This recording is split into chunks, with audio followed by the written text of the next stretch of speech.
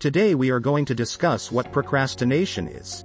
How many types of procrastinators exist and what are the strategies to get rid of such habits?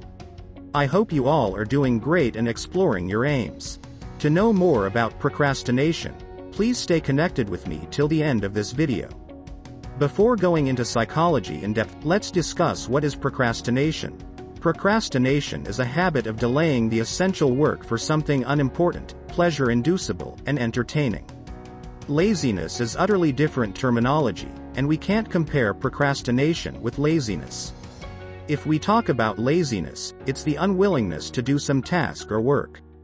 While procrastinating is the act of postponing the work unnecessarily for the deadline to come. Procrastination can not only hamper your capabilities but also your career.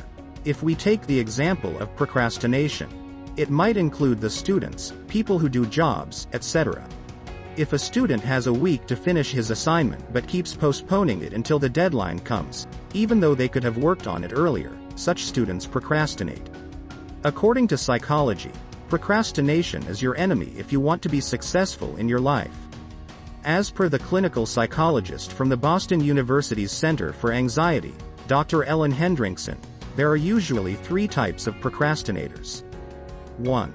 The avoider. According to the pleasure principle given by Sigmund Freud, people have a natural habit of avoiding or running away from the things which are giving pain and seeking what is providing them pleasure and happiness.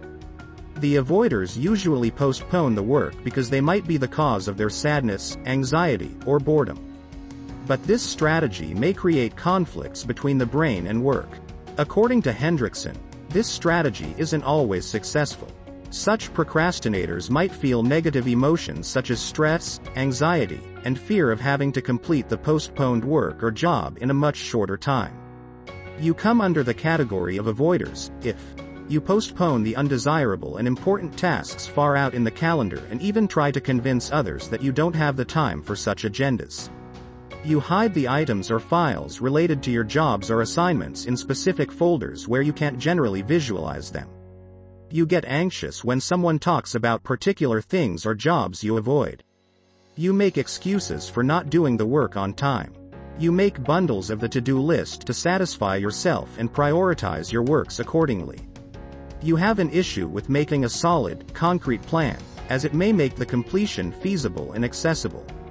If you think you are under the category of an avoider, and you certainly want to overcome it, stay with me up to the last point of the discussion. You may fix such behavior if you find someone who could boost your potential and encourage you to work, providing a positive environment. That someone could either be your family, friends, or colleague. Try to figure out the root cause of the negligence, self-reflect, why the job isn't captivating your interest, and then decide to fix it. Break the work or assignments into smaller segments. Finish one step, and then take the other one and so on. It would eliminate all the fear factors. Outline all the steps and procedures of how the job would be completed. Identify all your knowledge, skills, interests, add potential that qualifies you to do the job. 2.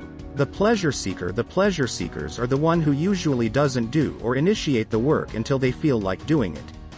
Here, avoiding or negligence could not be included. But it includes choosing something you like the most.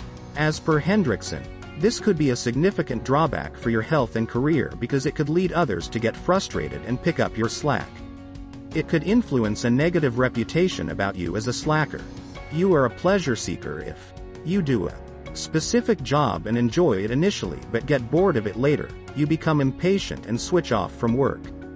You yearn for a live-in-the-moment mindset, and you don't care about the future profits or plans.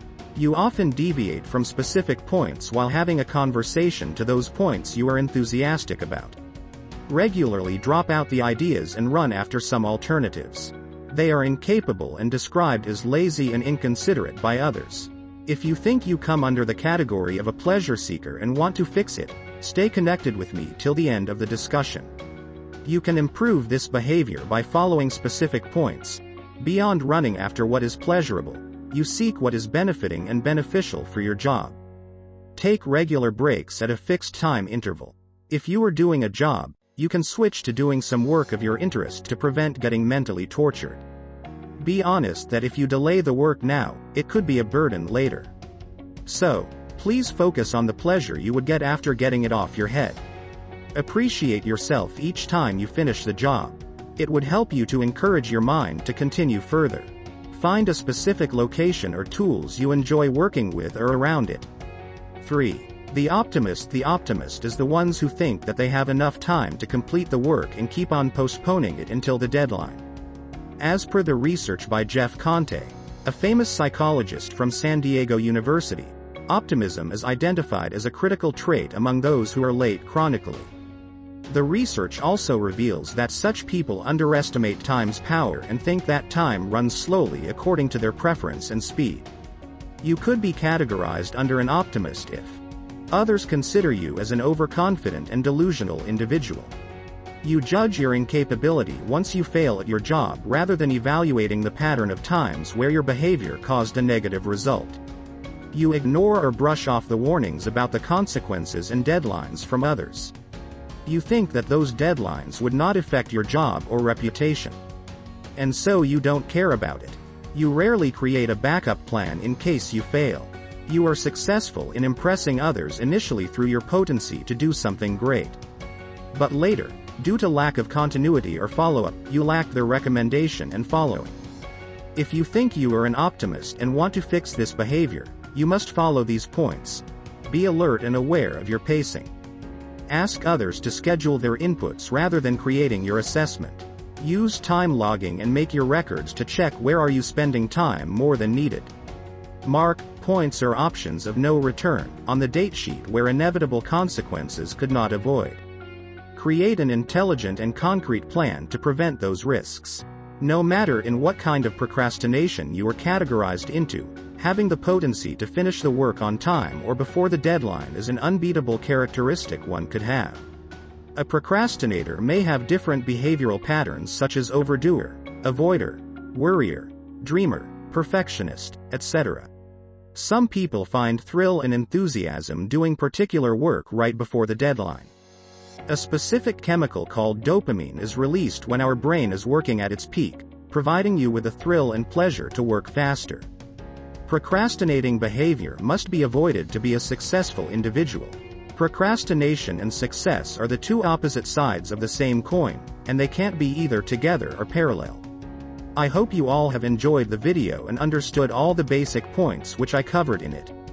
Please do like, share, and subscribe for more such videos. And yes, you can let us know the topics to be discussed for my next scripts. Thank you.